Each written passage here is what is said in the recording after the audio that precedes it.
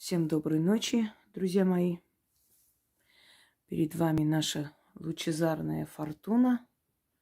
А значит, будем говорить сегодня о результатах наших зрителей. То есть будем включать голосовые. Рубрика «Люди говорят». Для чего я показываю результаты людей, голосовые? Первое. Мне хочется показать вам, насколько важно, вместо того, чтобы переживать или думать о том, как поступить в той или иной ситуации, насколько важно действовать. Это во-первых. Во-вторых, люди иногда не решаются, они не знают, как это сделать, каким образом, стоит или нет. И такое есть. Вы своими голосовыми даете людям смелость, толчок, возможность действовать. Потом, у каждого своя жизнь, своя судьба, свои определенные, скажем так, обстоятельства. Но бывают иногда обстоятельства схожие. Да и вообще мои работы, они касаются всех жизненных ситуаций. И, быть может, человек, не зная, например, какую работу искать, какой ритуал, вот услышит голосовой и поищет, найдет этот ритуал, и у него тоже будет результат, собственно говоря. Именно потому считаю нужным время от времени показывать, включать. Ну и не у всех есть возможности, не все знают, каким образом стоит снять видеоролик. И они очень хотят поделиться своими результатами, почему бы нет. Делятся с вами. И, пожалуйста, я включаю и комментирую, и объясняю, почему так получилось. А если что-то получилось слабо, что нужно делать, чтобы получилось как надо, и так далее. Сначала я прочитаю заклинание Синильги. Амара Исланд написала. Добрый день, уважаемая Инга и все зрители. Хочу поделиться результатом. Обратилась я к ней вчера, так как при исполнении решения суда пристав потеряла уплаченные деньги, и 2 недели мне твердила, что денег на счету нет. И не поступали. Хотя на ГОСТах все есть, долг висит оплаченным. Я написала жалобы в прокуратуру и в главному приставу. И так писала много раз, мол, ищите деньги. Вчера вечером провела, утром написала еще 2 жалобы. Деньги нашли спустя 5 часов после жалобы. Постановление об отмене ИП в банке отправила. Результат меньше, чем за сутки. Это самый быстрый, наверное, результат. Бывает и быстрее. Бывает и через полчаса получается. По-разному. Но результат хороший, согласитесь. Дальше. Начнем, пожалуй, с голосовых. Так. Здравствуйте. Я сейчас у тебя немножко в кучу собрала. Хотела написать очень огромную благодарность Инге. У меня такая ситуация произошла, что сын у меня ездил на вахты по работе. 23 года ему всего. И он постоянно ждал, пока ему придет повестка. Он очень хотел ехать защищать нашу страну, нашу родину. И в один прекрасный момент он, как обычно, уехал на вахту. Все, звонил, там, иногда, не в определенное время, потому что он ездил на север, и связь у них не всегда хорошая. И мы как-то со снохой особо не обращали внимания. Мы знали, что он в определенные сроки всегда позвонит, все скажет, все это. Уехал, сказал, что на полгода. И происходит такая ситуация, что он просто проходит 4,5 месяца, а я по привычке еще с того времени, когда он в армии был, постоянно, где-то примерно каждые 2 недели читала «Покров матери», «Материнская защита». Ну, то есть вот такие. Это у меня уже как бы на постоянной основе, потому что я живу уже в другой стране, я говорила. И как бы хоть и ребенку 23, но все равно переживаешь, и все равно. Я все равно ему это читала, тем более на вахте, мало ли что, самолеты, дороги, но не суть. И также, живя здесь, в другой стране, я все равно ему читала. Читаю постоянно, и как бы звонит, все хорошо, на работе. В общем, суть такова, что я узнаю недавно. Он вернулся домой, якобы с вахты. И я вообще чисто случайно от своего отчима узнаю, что, оказывается, все это время у меня сын был на Украине. Он там воевал. Сейчас плакать буду, простите. Но я хочу сказать Инге огромное спасибо за ее ритуал, за то, что она читала нашим детям, ребятам, которые там. Вот я узнала, что он был на Украине, он вернулся с 3 ранениями. Слава богам, все обошлось. И все врачи сказали, что он родился в рубашке, потому что у него одно осколочное было в пах. И сказали, что еще миллиметров 5-7, и как бы, ну все, понятное дело, мальчишка молодой. Но факт в том, что и я, и сноха в один голос, что Инге огромное спасибо за ее ритуалы. Если бы я знала, что он там, я бы, конечно, что-то серьезнее бы читала, но даже вот эти вот два ритуала, которые на протяжении, наверное, 5 лет я постоянно читаю уже как, ну, просто поддержка, хотя на расстоянии. И даже не знала, мы даже не догадывались, что он был там, в боевых действиях. И даже вот благодаря вот этим 2 ритуалам, и, конечно же, то, что наша Инга, уважаемая, делала для наших ребят. В общем, ей огромное спасибо, низкий поклон. Я прям от души, от всего материнского сердца ей благодарна, что мой сын, 23-летний, попал в такую ситуацию, выжил, вернулся, пусть не совсем целый, но целый, отойдет, все поправится, все заживет, с 3 ранениями, но он дома. Низкий поклон Инге, низкий поклон еще раз вам, Яночка, за все спасибо. Я рада, что есть разумные матери. Друзья мои, еще раз предупреждаю и говорю. Хотя здесь я не работала с этим мальчиком, если бы я поставила ему ведьмин купол, пусть напишут, я поставлю, то обошлось бы намного легче с ранениями. Я говорю вам и повторяюсь. Защита, ведьмин купол. Это закрывают человека. Вот как вам объяснить? Вот как в фильмах зомби, наверное, вот примерно так. Когда люди идут, и те их не видят. И они говорят, что если там издашь звук, они тебя узнают или там крикнешь. А так можешь идти, они тебя не видят. Как только там кто-то испугался, крикнул, они поворачиваются и смотрят, и видят тогда.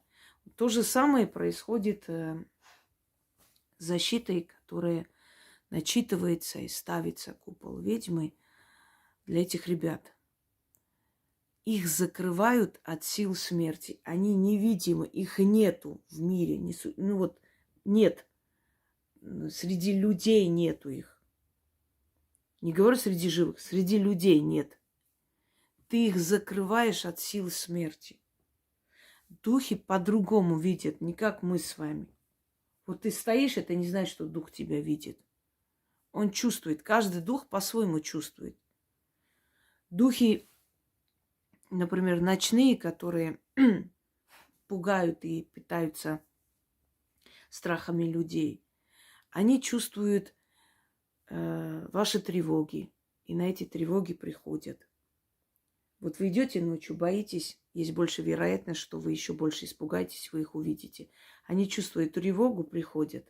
Почему говорят, не показывай эмоции, не показывай, что ты догадался. Иногда люди ночью просыпаются, чувствуют, что по дому кто-то ходит, делают вид, что спят. не показывает эмоций. И тогда остается целый. Ну вот, предположим, грабитель залез, а человек делает вид, что он спит, и тот, подумав, что он спит, его не увидел, уходит. А если увидит, это свидетель лишнее уберут. Да? Или дух некий, или сущность некая, душа, привидение, как хотите, ходит по дому, и человек просыпается, он чувствует, что что-то неживое в доме находится, делает вид, что не видит, и тот даже может подойти, встать. Вот пришли ноги вот так, ходят, подходят к кровати, стали, наблюдают, отвернулись, ушли. Все закончилось. Если бы человек проснулся, увидел, может, сердце бы остановилось. Пытаюсь вам объяснить, что силы смерти, они реагируют тоже на определенные импульсы. Они видят человека, которого должны забрать, по определенным импульсам, нам непонятным каким-то энергиям. И когда ты закрываешь человека в кокон в этой энергии, то есть от этих сил, они его в упор не видят. И когда вы ходите к каким-то бабкам, которые вам что-то гадает, смотрит, каким-то шаманкам, когда вы идете в тот же самый храм, я вам скажу случай, когда очень тяжелый случай, но когда этот парень возвращался из самого пекла, живой все время, все было хорошо, и сноха сказала, что это все колдовство, я не хочу, мне вот сказали, что это нехорошо, пошла какие-то иконы зашивать, в церкви там что-то заказывать, и все. Понимаете, только тогда человек гибнет, когда вы обижаете силы. Я же всех за руку не веду, я же не контролирую ваши семьи, ваш дом, вашу жизнь. Вы попросили, я поставила защиту. Все, я за свое дело отвечаю, потому что я знаю, если я поставила защиту, он вернется живым. Если вы идете к какой-то бабке что-то начитывать, несете его рубашку, фотографии, не знаю что, вы обижаете силы, которые стоят на страже его жизни. Вот они стоят и закрыли его со всех сторон. Как только вы идете к каким-то бабкам, вы обижаете эти силы, они уходят. И я не в состоянии их вернуть, просить. Я даже не знаю, вы ходили куда-то или нет. Я откуда знаю? Я надеюсь на ваш разум. Вы приходите, я вам объясняю. Вот смотрите, если я ставлю, значит, если я ставлю вот этот непрогляд, если я ставлю эту защиту, я объясняю человеку, что больше ничего нельзя делать, никуда не ходите. Никто ничего не должен, значит, никто не должен ничего начитывать дополнительно, что-то делать, ходить где-то. Я вам говорю эти условия. Если вы не понимаете этого, даже если бы я этот купол не поставила, и вы пошли бы по этим бабкам, они бы в любом случае их не спасли. А тут есть шанс на спасение, и вы идете своими руками, их гробите. Просто знайте, объясняю. Понимаете? Еще раз, что это опасно. Обидите силы, они вам не простят. А я за вами не смотрю, я не контролирую. Вас сотни тысяч.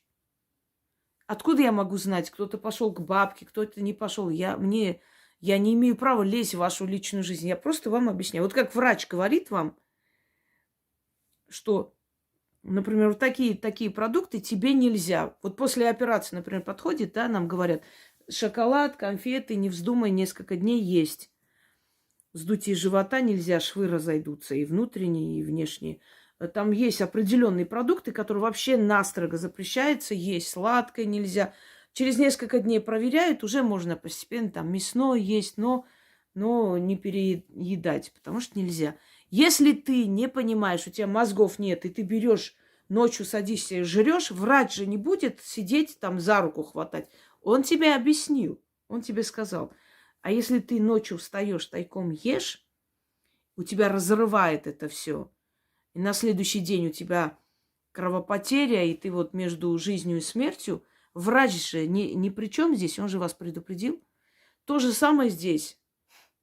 Конечно, больно, омерзительно, что человек мог жить, но его угробили родные люди. Угробили. Как вам еще объяснять? Или не приходите ко мне, или делайте так, как я говорю. Таких случаев всего 2. Всего 2 случая. Остальные живые возвращаются. Ту-ту-ту. Все живые. Самое пекло, невероятные просто. Вот такие страшные вот, что, моменты, что не описать. Возвращаются живые. Все. 2 случая. Один раз пошли к какой-то шаманке, мать и сноха. Что-то спросили, попросили ему там начитать, сделать. И второй раз сноха, которая сказала, что она передумала, это колдовство, ей что-то сказали, она другую защиту знает, куда-то пошла, что-то там начитала, какие-то иконы взяла. Все. Я свой мозг вам не вставлю в череп. Понимаете? Не губите своих мужчин. Не ходите по всяким бабушкам смотреть. Любит, не любит, пока он воюет там. Будьте людьми просто, людьми. Вернется, потом пойдете по бабкам, куда хотите. Будьте людьми, не будьте тупорылыми.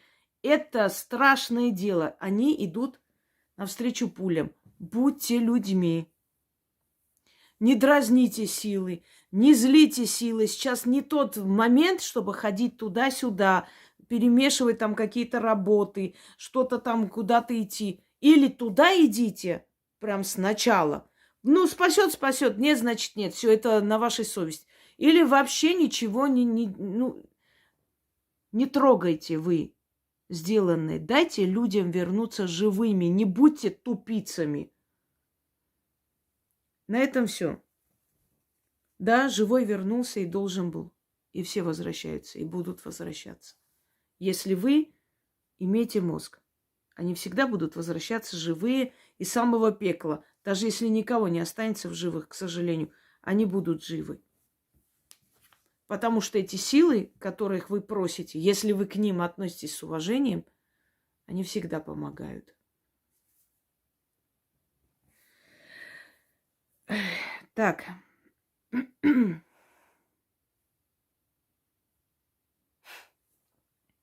Я вам смешной случай расскажу, ладно, не хотела, но скажу. У женщины сын вернулся живым. Она просила сделать купол ведьмы. Я делаю совершенно даром, и ничего мне не надо. Но он вернулся живым. Она меня поблагодарила, сказала, что он живой, здоровый, спасибо большое. Я говорю, замечательно. Вот он еще раз собирается. Я говорю, как только соберется, вы мне дайте знать. Я еще раз поставлю. Потому что каждый раз, когда он уезжает, надо это делать. Желательно. Перед тем, как уехать, она сказала, я сделала. Не буду говорить это селение. Очень тяжелые бои шли. Вернулся он снова. Через месяц-полтора, по-моему, где-то так. И мне приходит на карту 1000 рублей. Ну, я откуда знаю? Мне все время отправляют оттуда, отсюда благодарность. Я как бы, ну, да, вижу, пишут люди. И она мне пишет, отправляет вот чек, в общем, спасибо большое, я хочу вас отблагодарить. Я говорю, ну, это не обязательно. Хорошо, если вы так решили, пускай будет так, но это не обязательно. Потому что это, ну, как бы даром. Проходит несколько дней. И она мне пишет, я вам достаточно отправила? У вас столько стоит работа? Я говорю, послушайте меня, вы внимательно послушайте, пожалуйста, этот ролик, где я говорю про купол ведьмы. Это работа бесплатная. Поэтому нет понятия, достаточно или нет. Вообще жизнь человека бесценна. Но работа абсолютно даром. Так что если вы посчитали вот так вот благодарить, этого достаточно. Она мне говорит, я думала, вы знаете, я думала, что это платно. Я говорю, нет, это бесплатно. Ну ладно. Значит, это было бесплатно, а я думала, это платно. Ну, вообще, я так подумала, думаю, может, человек жалеет, что отправила, не дослушала, что это бесплатно, оказывается, это платно. То есть, что, да. И вот как-то она так спросила несколько раз, что я-то думала, что это платно, оказывается, ну, я почему-то думала, что платно. Ну, значит, я неправильно поняла. Я так подумала, там, думаю, блин, с чего она так может быть платно и бесплатно. Причем вот не люблю, когда человек пишет и через несколько минут удаляет сообщение. Это так противно. Это на будущее. Знаете, такой вот хитрожопость, что завтра, если чего, вот, ну, ничего не доказать. Ее текста нет, она может придумать что угодно. Хотела ей спросить, а что, собственно, случилось? Почему вы так пишете? Зашла, а она все удалила. Мне стало так противно от этих слов. Платно, не платно. Взяла ее номер, скопировала. Ирина. Вот помню до сих пор. И думаю, если у нее там Сбербанк нету карты, отправлю ей на номер. И перевела ей 1000 рублей обратно. Я говорю, возьмите свои деньги, и мои работы вот именно связаны с этим бесплатны. Она мне ничего не написала. Наверное, порадовалась, что ой, как хорошо, что все-таки мне вернули. Вы знаете, вот ничего не буду говорить, ладно. Может, действительно человек трудно живет. Я ничего не говорю. Просто, ну, как-то так неприятно стало на душе. Как будто вот прям миллион тебе отправили, и сейчас 1000 раз жалеют. Это ж было бесплатно. А чё я так вот, блин, сглупила? Вот я тупая курица. Надо было внимательно слушать.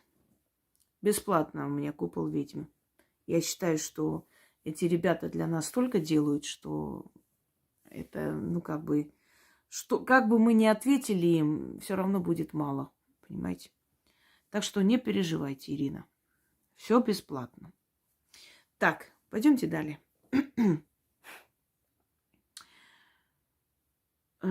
Яночка, дорогая, добрый день. Хочу через вас передать, уважаемые Инги, благодарность, низкий поклон за заговор, чтобы куры неслись от пола до потолка. У меня все сработало. Сделала еще и на гусей. Тоже работает. Муж изначально слушать даже не хотел, а сейчас свое мнение изменил. Прыгает до потолка от радости. Как бы он тоже не начал нестись. От радости. Я вам скажу, что мужики, они такие. Понимаете, женщина более связана с миром духов. Она их лучше чувствует, чем мужчина. Поэтому женщина, говорю еще раз, верит и видит потом результат. Мужчина должен сначала видеть результат, а потом он поверит. Собственно говоря, ну, понимаете как, вот нервничают, переживают или злятся те люди, которые не обладают силой. Они хотят, чтобы им поверили. Вот просто поверили, потому что вот я так сказала, и что это такое, почему мне не верят, я так старалась, а вот они такие сволочи, не хотят вот мне верить. Человек, который уверен в себе, он не переживает. Вот я никогда не переживаю. Например, приходит человек, да, первое время. Ой, вы знаете, я вот в это все не верю, но мне приятно, что у вас исторические лекции, спасибо большое. Я никаких переживаний. Я думаю, ну ничего страшного, через год посмотрим, что ты скажешь. Проходит некоторое время, тот самый человек через несколько месяцев, например, ой, вы знаете, я не верила, а мне вот надо было что-то там куда-то отнести. Одним словом, мне там отказывали целый год. А я вот решила, взяла и почитала там какой-то заговор. И я вот сейчас прям удивлена. Проходит еще некоторое время, она уже голосовые отправляет с благодарностями. Поэтому и говорю, доказывать нужно своими работами. Спокойно. Я совершенно не переживаю. Когда ко мне приходят, например, на чистку, да, люди, и вот начинают, вот, кстати, вот Ирина недавно отправляла ролик, да, где она дом купила. Я с Ириной работала. Я работала и с ней, с ее детьми. То есть я поняла, кто это отправил. Имею в виду, что люди вот приходят сначала, ты работаешь, и начинается вот какое-то нытье. Они же слышат голосовые, они же тоже хотят таких перемен быстро. Они думают, что здесь-то за 2 минуты эти перемены произошли. Мы же, как бы сказать, закулисную эту всю жизнь не видим, как было, что, сколько времени потребовалось. И я говорю, послушайте, вот может быть мое спокойствие, мой спокойный тон, ну как бы не очень вас удовлетворяет. Вы не можете понять, что почему она спокойно так говорит, а я переживаю, нервничаю. Потому что у вас таких было сотни тысяч. Я же знаю, что вначале плачущие, потом через месяц уже как-то по-другому смотрят на мир, на жизнь. Через 2 месяца уже, ой, спасибо, а я-то думала, что у меня ничего не будет. Через 3 месяца уже новая жизнь, через 4 уже летают вовсю, понимаете, в течение года замуж выходят, устраивают жизнь по-разному. Поэтому я отношусь спокойно, потому что я просто знаю. Я уже, видимо, из-за того, что это такая, знаете, профессиональная болезнь, потому что я знаю, что будет результат, и человек будет благодарен и доволен. Я как-то уже не так обращаю внимание, не остро реагирую на это. Как ребенок плачет, там, а что такое? Вот, у меня палец болит. То есть, ну, незначительная вещь, и ты думаешь, ну, ничего страшного, поболит 2 минуты и пройдет. А для него это целая трагедия. Так вот, все получается. Так что вашему мужу мой горячий привет. Итак, продолжаем. Здравствуйте, дорогая Яночка. Хочу с вами поделиться результатом. У меня был пролапс митрального клапана второй степени, это сердце. Я сделала чистку, не помню название. Там было написано «Лечить сердечные заболевания». После чистки в области сердца перестало болеть. Через месяц проверилась, но совершенно здоровая. Это просто чудо. Спасибо огромное, уважаемый Инге, чтобы я делала без нее. Передайте, пожалуйста, Инге о моем результате. Вот мне тут здоровья желают, денег, везения. Да, побольше и побольше. Как у того жадного. Покапайте мне от жадности таблетку. Побольше. Шучу. Дерьма группа сейчас сидит, записывает, да? Помедленнее, пожалуйста, я записываю. Втроем сидят друг за другом. И в конце нос. Помедленнее, пожалуйста, я сейчас буду записывать. Каждое мое слово следят. Ладно, все. Так, слушаем. Дальше. Здравствуйте, уважаемая Инга. Здравствуйте, Яночка. И все подписчики «Ведьминой избы». Хочу поделиться с вами, как ритуалы и заговоры нашей уважаемой Инги спасли меня от кражи на работе. У нас такие условия, инструкция, что если я выхожу из своего рабочего места, я должна деньги положить в сейф и свой, назовем так, кабинет закрыть на 2 замка. Ну, так как я собиралась выйти буквально на минуту, на 2, я деньги не спрятала в сейф и дверь закрыла на 1 замок. Меня не было на рабочем месте буквально 3 минуты. Я это по камерам посмотрела. Возвращаюсь я. Это было 12 часов дня. Девушка говорит: девушка, вы знаете, у вас здесь в дверях молодежь что-то в замке там ковырялась. Я подхожу, смотрю, торчит какая-то проволока в замке. Но я подумала, что это молодежь так баловалась. Как впоследствии оказалось, это действовали профессионалы. То есть они за эти 3 минуты решили, вернее, были уверены в том, что они откроют дверь. Отмычка была, так, знаете, раньше я думала, отмычки это какие-то большие такие приспособления. Нет, это буквально с палец где-то длиной, но сталь такая крепкая. Ну, в общем, что? Она у них там заклинила, застряла. По камерам я смотрела, я еще зашла по пути на свое рабочее место, кофе взяла в кофейне, это в торговом центре мы находимся. Они, видимо, решили, что я там буду кофе пить. Они еще вернулись, стараются ее вытащить, но у них не получается. Но, видимо, третий человек, который за мной следил, потому что эти 2, ковыряли в замке, один из них с телефоном на ухе был, видимо, тот третий позвонил, говорит, что я возвращаюсь, в общем, они ушли. На камерах их не было видно, так как они в капюшонах, и мы тогда еще в масках ходили. Но самое еще ужасное, что я телефон с собой не брала, он у меня остался внутри моего рабочего места.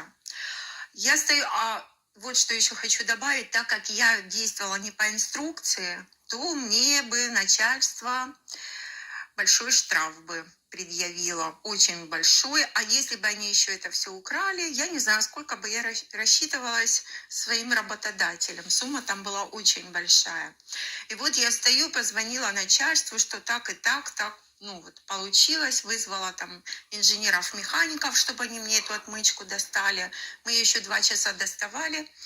И стою, и вы знаете, перед этим я вечером делала, ну я помню, что я делала ритуал фортуне, я фартовая, а утром я читаю заговор антикризисный, щит защитный, мне все сходит с рук, и вот стою, я жду начальства. И вы знаете, когда каждый день читаешь заговоры, то есть их уже помнишь наизусть. Стою, читаю, опять же, мне все сходит с рук, фарт всегда рядом. И, ну, в общем, для меня все хорошо завершилось. То есть, со слов начальства, я как бы еще и жертва была. Ни штрафа мне, ничего, меня пожалели. Ну, вот так вот меня спасли ритуалы и заговоры. Я очень благодарна нашей уважаемой Инге за то, что вы нам даете вот жизнь прожить. Знаете, вот что-то нужно, сел, посмотрел, вспомнил там, ну, у меня все по папочкам разложено, и в компьютере, и в бумажном виде, и книги. Если какая-то проблема, то есть всегда есть решение, только нужно это все делать. Ну и, конечно же, верить в это все. Благодарю вас, благодарю, Инга. Большое вам спасибо. Я вам скажу, не столь важно верить даже, сколько уважать и быть благодарным этим силам. То есть быть благодарной силам, которые тебе помогают. Вот это даже важнее, чем верить. Потому что люди иногда суеверно к этому относятся. То есть, может быть, и получится, может, нет. Но потом, понимая, что оно получается, не понимают, как это получается, даже не верят, что это может быть, но в любом случае благодарны силам, потому что осознают, что это силы помогли. Да, я вам говорила, что когда человек усиливает свою связь с миром духов, да, и пространство слышит человека, по сути, и что происходит? Это как вот уверенность, как телевизор включишь, и там обязательно картинка появится, там фильм появится. Вот то же самое. Какая-то проблема, и ты знаешь, сейчас, да ничего, сейчас пойду домой, сейчас найду что-нибудь подходящее, начитаю и решится. Вот так должно быть. Уверенность в завтрашнем дне. Вот человек, ну, во-первых, скажу, что у них есть все-таки страховое там на эти случаи, да, они страхуются. Если что-то крадут, то страховка должна как бы возместить этот ущерб. Но что могли сделать? Ну, во-первых, в таких, я так понимаю, ювелирных или что там, не расслышала. В таких магазинах, когда продавщица выходит, она должна закрыть, там несколько есть этих замков. Видимо, она подумала, сейчас я быстро сбегаю и обратно. Они следят, понимаете, вот мы идем, например, к банкомату получать деньги. Будьте очень внимательны, потому что нам это не нужно, мы так не живем, это не наш образ жизни. Но те люди, которые этим живут, они очень внимательны к таким людям. Они весь день смотрят. Они могут даже квартиру, например, снять вот напротив банка и сидеть, просто следить. Следить за человеком. Как он заходит, выходит. Он там вот стоит и что-то смотрит, перебирает, например. Или пошел, взял эти деньги, снял, зашел в какой-то магазин. Быстро оделся, закрыл дверь, вышел за ним. Понимаете?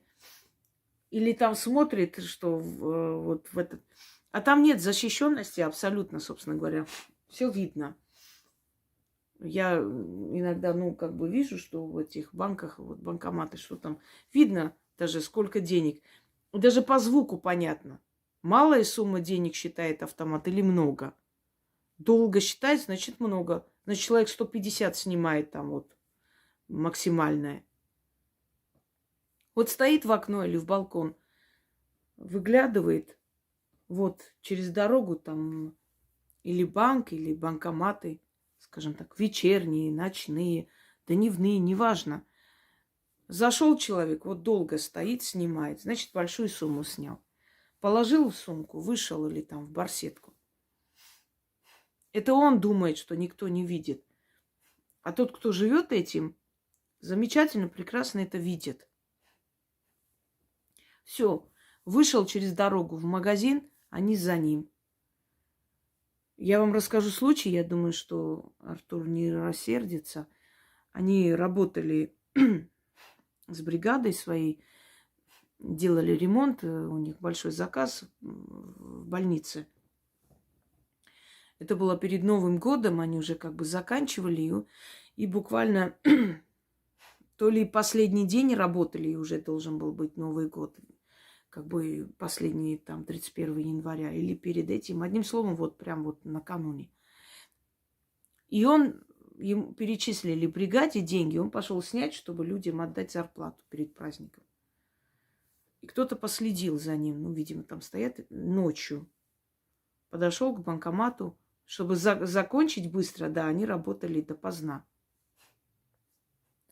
Снял эти деньги, положил в карман и почувствовал удар ломом по голове. И вот он успел, просто один удар почувствовал, я не знаю, как его череп выдержал, а второй он руками прикрыл. У него пальцы были сломлены. Понимаете, они его били беспощадно вот этим ломом, как он сознание не потерял. Они, видимо, обалдели. У него еще там вот этот куртка, пуховик или что-то там рабочий, в общем, вот что-то на голове у него было одето. Вот это его спасло. Они, поняв, что не смогли, видимо, кто-то проходил, или, чтобы свидетелей не было, они убежали. И вот он пришел в ту же больницу, там же все это зашили. Понимаете, есть твари, которые, для которых человеческая жизнь ничего не значит. Они готовы на страшные преступления, а с кармана вытащат там 500 рублей и пойдут, и не будут даже думать, что за 500 рублей человека не стало. Поэтому будьте осторожны. В банк заходите, будьте очень внимательны. Снимайте большую сумму. Значит, вызовите такси прямо вот к входу, чтобы выйти, сесть и поехать. Никогда не говорите людям, зачем вы едете. Помните убийство молодой девушки, когда в такси она ехала и поделилась с таксистом, что родители отправили денег, вот она хочет завтра с банка снять, поехать и купить машину своей мечты. И он сказал, мол, хорошо, вот они поехали, она посмотрела, приценилась, даже его позвала, спросила, как там он, да, замечательная машина. Так его, собственно, и узнали, потому что он на камеры попал туда, что он был первый день с ней. И он сказал, ни с кем не езжай, никому не доверяй, это все-таки большие деньги, завтра позвони, мы с тобой вместе и поедем. Когда ты в сумке несешь деньги и никто не знает, мы с Яной сели в такси, приехали, купили дом. Просто в спортивных вещах сумка, никто не знал, сколько миллионов там находится. Понимаете? Просто сели, приехали. Пакетик, сумка, 2 девушки. Болтаем, анекдоты рассказываем, подъезжаем, там подъехали вообще совершенно, просто к дому подъехали, откуда человек знает, кто у нас тут, сосед, знакомый, просто, может, в гости едем. Все, вышли, спасибо большое. Подождали хозяев, они приехали и, собственно, поехали, оформили с ними в их машине. Это большой соблазн. Человек может... Понимаете как? Есть такие вещи, вот, например, вы в людях можете разбудить вот этого зверя. Вот ты сказала, что там у тебя там столько миллионов в сумке, а у него кредиты, долги, и он думает, одно преступление, и все свои проблемы решу. И вот некто, кто-то, знаете, как там говорят, черт шепчет ему в ухо, давай, давай, делай, никто не узнает, все будет хорошо. Представь, все там закроешь, долги отдашь и будешь жить нормальной жизнью. И он может пойти на такое. Поэтому никогда не соблазняйте людей вот этим. Плохо закрыл замок, обязательно зайдут, попробуют зайти в дом. Таксисту сказал, едешь покупать машину, то, ну, может быть, добросовестный таксист, а может быть... Ты же не знаешь, может, он 5 раз сидел за это уже. Так что просто будьте осторожны. И знайте, что вокруг банков, вокруг таких магазинов, везде ошиваются подобные элементы, которые просто ищут жертву. Вот схватил сумку и убежал. Ну и что вы думаете, вся милиция будет его искать? Кому это надо? Тем более в наше время они особо-то и не стремятся кого-то находить. Страшные преступления не раскрывают. И номер есть, и лицо человека на камеру попадает, и все равно не ищут. А здесь будут искать твои там 200 тысяч? Нет. Так что я рада, что все обошлось. Если вы работаете в таком месте, вы постарайтесь, ну вот, на работе или каждый день читайте вот оберег. Я как-нибудь дам, кстати, вот я себе сейчас отмечу оберег от воров. Я давала наказание воров, дам сейчас вам и оберег. Прямо сейчас напишу. Оно нужно. Особенно для таких людей, которые работают в магазине и прочее. Ну, в таких магазинах тем более. В наше неспокойное время, да? И давайте еще один послушаем. И последний, наверное.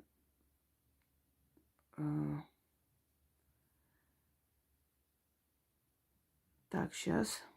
Да, последний послушаем, и все. На тему голосовые. Здравствуйте, уважаемая Инга и Яночка. Как Инга спасла мою жизнь.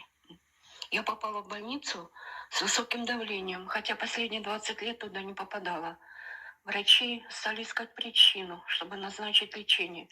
После определенных анализов мне сказали, что у меня подозрение на опухоль почек. Назначили 2 анализа на медицинских аппаратах. Я всю ночь не спала. Читала. Приди помощь из ниоткуда. Утром меня засунули в эту узкую, неудобную трубу. Я читала раз 100. Приди помощь из ниоткуда. Ой, извините, волнуюсь.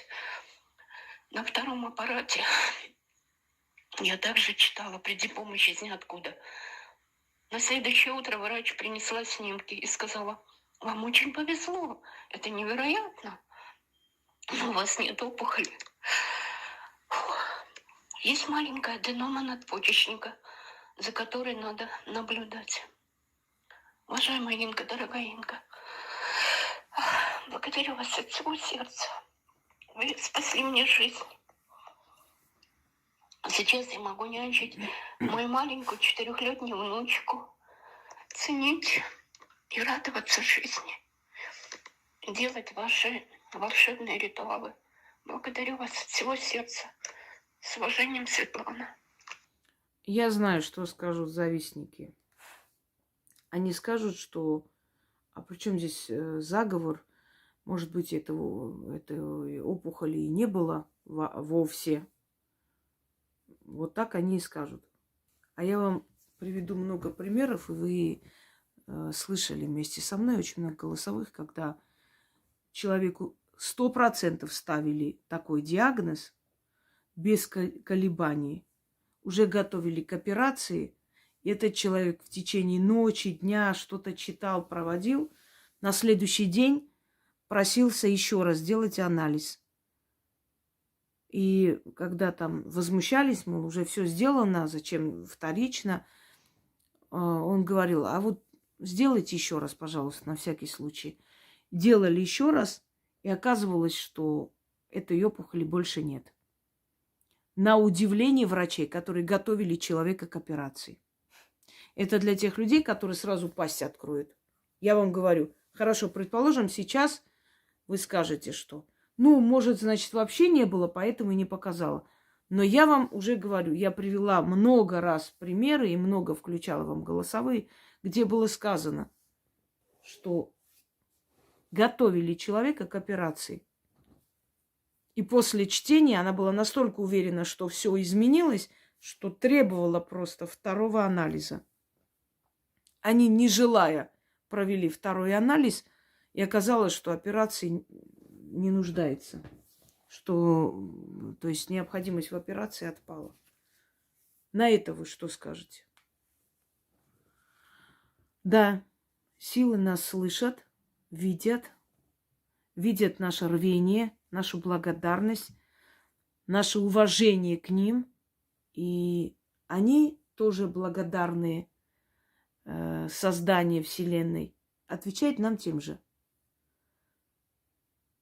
Мы ведем себя как люди, и они ведут себя как вселенские силы. Желаю всем удачи, всех благ. И запомните, вместо того, чтобы переживать, действуйте. Если вы будете переживать, лучше не станет. Как там грузинская поговорка гласит, криками кровлю не покроешь. Только действие. В этом мире хладнокровие, спокойствие, действие всегда дают результат.